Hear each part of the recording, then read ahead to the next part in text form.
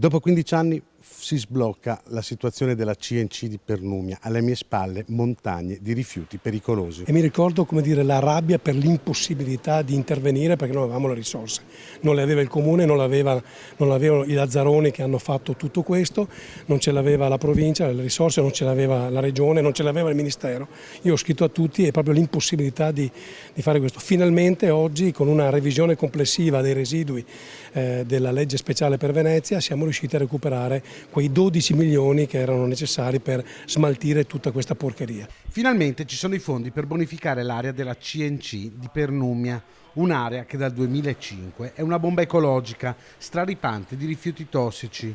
Grazie ai fondi della legge speciale per la tutela di Venezia, finalmente verranno bonificate le 43.000 tonnellate di rifiuti presenti nel capannone. È una giornata storica, bellissima, importante.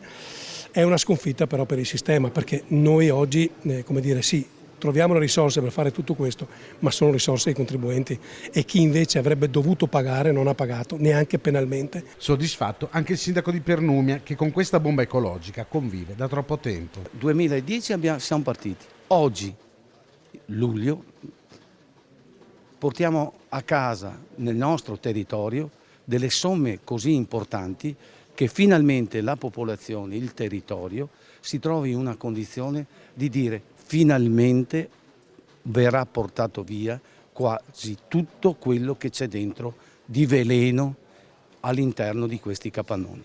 Ora potrà partire la gara d'appalto per lo smaltimento dei rifiuti per dare una veloce risposta ai cittadini che da troppi anni attendono.